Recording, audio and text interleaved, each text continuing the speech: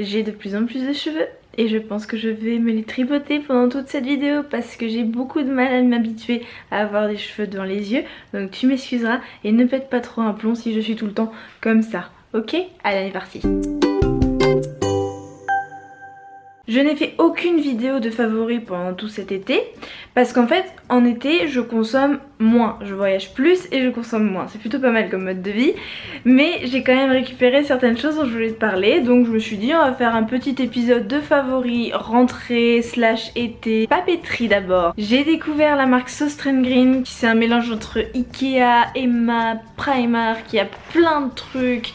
C'est super beau et c'est pas cher du tout. Et entre les diverses choses que j'ai acheté cette trousse. C'est une trousse toute simple qui m'a coûté pas plus de 3 € je pense. Elle est assez grande, elle a pas mal de contenance. Je sais pas, de base une trousse bleu turquoise avec des vélos imprimés dessus, ça peut pas être quelque chose de mauvais, non? Voilà, donc j'ai acheté ça à So Green. Je te conseille d'aller y faire un tour si tu en as dans ta ville. Deuxième objet de papeterie dont je veux te parler depuis des mois, mais en fait je me suis dit je vais le commencer en septembre pour la rentrée. Je savais que ça allait être un favori à partir du moment où je l'ai acheté en mars à Urban Outfitters, mais je me disais je vais pas le mettre dans ma vidéo alors que je m'en suis jamais servi.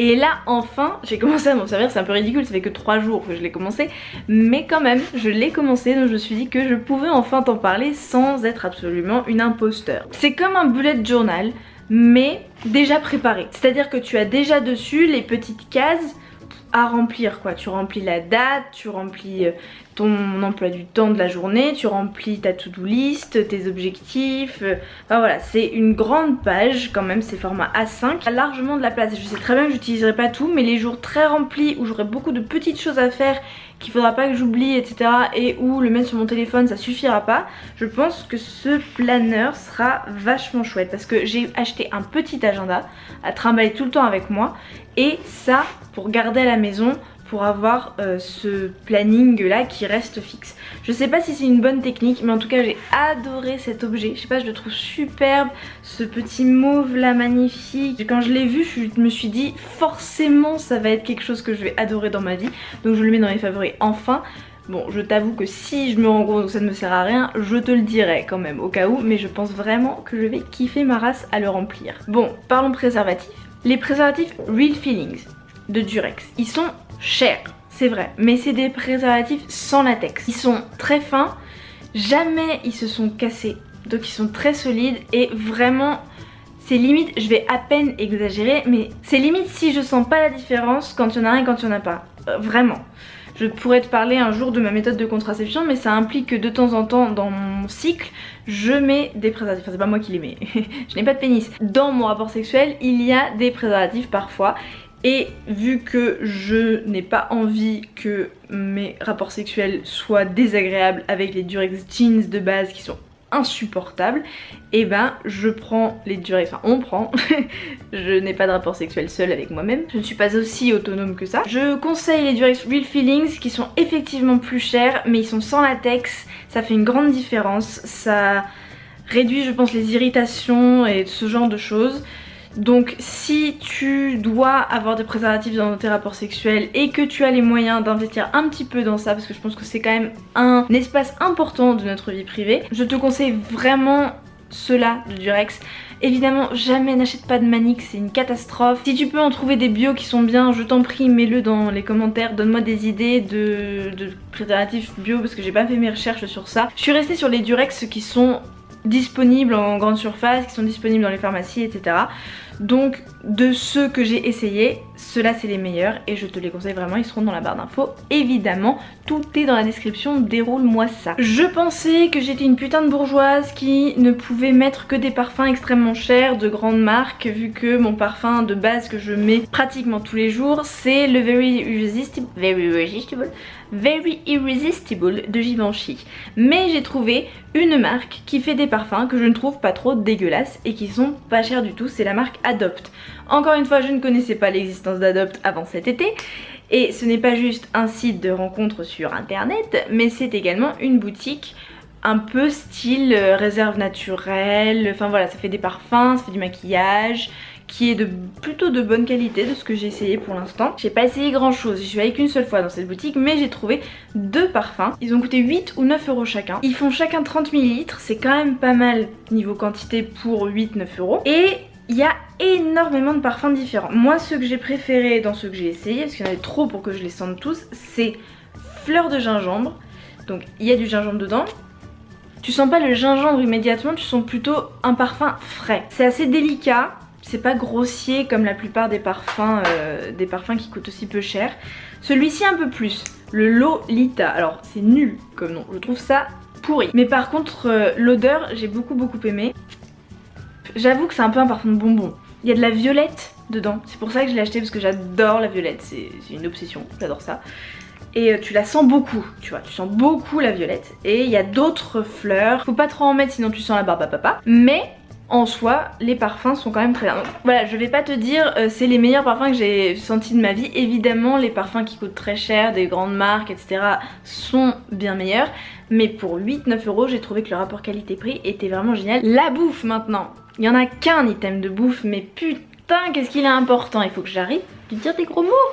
Ouh, je ne suis pas une vraie youtubeuse, je dis des gros mots et je ne me bip pas. Diantre. Comment te parler de ça? En fait, un jour, ma meilleure amie m'a donné ça en me disant on me l'a offert, j'en ai pas envie. J'ai pris cette barre de chocolat et c'était vraiment le meilleur chocolat que j'ai mangé de ma vie. Donc c'était il y a quelques années et en fait, après, je l'ai juste pas retrouvé.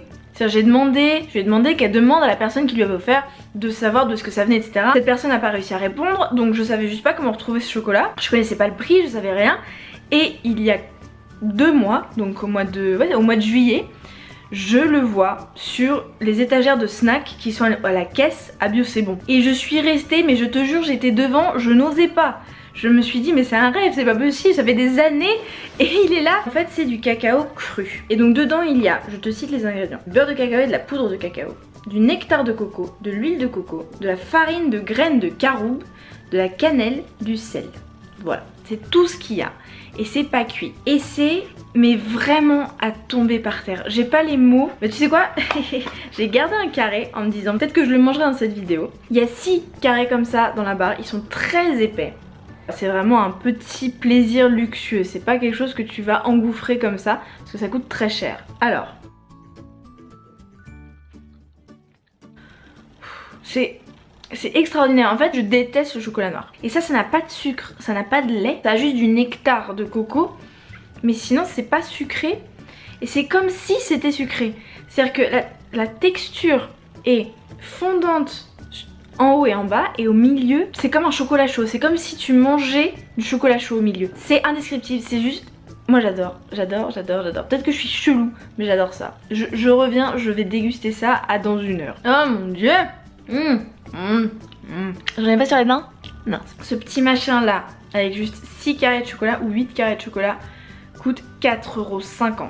C'est horriblement cher, je te l'accorde, mais putain qu'est-ce que c'est bon. C'est-à-dire que vraiment si je le revois à mon dans un Bio c'est bon, même s'il coûte 4,50 €, je le rachèterais parce que j'en mange un tous les quelques jours et je vais au paradis immédiatement. Donc c'est du raw cacao de Pana Cacao. Si je te le trouve sur internet, je te le mets en barre d'infos et je m'en commande 20 boîtes. Non, j'ai pas le PIB pour ça. C'est le cacao qui monte là. En fait c'est ma drogue, c'est ça hein. Pas trop cher pour de la drogue finalement quand on voit ça comme ça hein. Ça fait 5 minutes que je parle du cacao, faut que j'arrête. Maintenant je veux te parler d'un livre. Ça s'appelle Sauveur et Fils de Marie-Aude Murail. Je l'ai pas sur moi ici, donc je peux pas te le montrer en couverture, mais tu l'as juste ici. C'est d'une trilogie de jeunesse et c'est trop bien. C'est super bien écrit. Pour l'instant je ne connais que des adultes qui l'ont lu hein. Je ne connais aucun enfant qui l'a lu. Si j'en connais, des ados. Sauveur Saint-Yves est psychologue clinicien et vit avec son fils Lazare. Et il se trouve que en fait les chapitres ce sont les semaines de Sauveur. Les semaines de consultation de Sauveur. Donc on retrouve les mêmes personnes qui viennent le voir. C'est des enfants, c'est des jeunes, c'est des moins jeunes, c'est des gens envoyés par l'infirmière scolaire, c'est finalement les parents. Enfin voilà, il y a énormément d'histoires qui se croisent avec Lazare qui va à l'école avec certains, mais qui aussi a trouvé une porte pour écouter les consultations de son père. Parce que son père fait ses consultations au rez-de-chaussée de la maison où ils vivent tous les deux parce que la mère de Lazare est morte.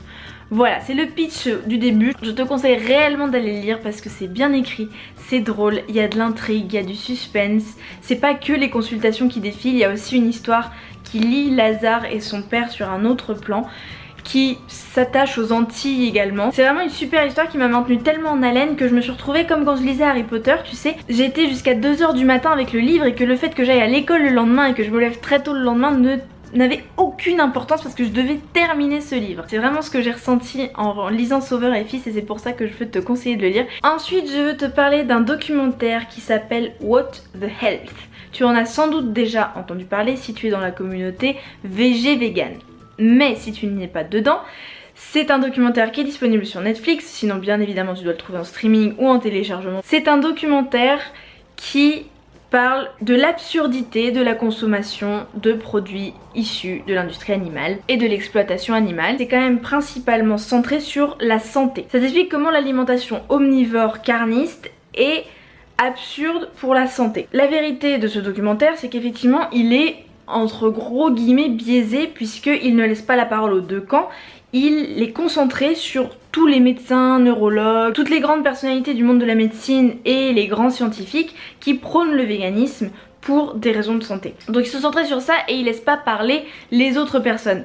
Mais d'une autre manière, vu que les autres personnes c'est le discours traditionnel qu'on connaît tous, c'est plutôt pas mal d'entendre des positions un peu marginales. Les choses qui sont dites dans ce documentaire, même si j'étais déjà convaincue en termes de souffrance animale, de problèmes environnementaux, d'éthique et tout ça. Ce que j'ai vu dans ce documentaire en rapport avec ma santé m'a réellement convaincue à passer au véganisme de manière extrêmement sérieuse. C'est vrai que ce qui me motive dans la vie, c'est d'aller mieux physiquement et avec mon entourage. Et vu que j'étais convaincue en termes de souffrance animale, et ben il me manquait plus que la santé pour me convaincre que un morceau de fromage ça fait vachement de mal quand même. Donc je vais pas t'en dire plus parce que je veux pas que tu te braques, que tu te dises non je veux pas aller voir ça, ça doit être trop excessif, trop biaisé, trop d'un côté etc.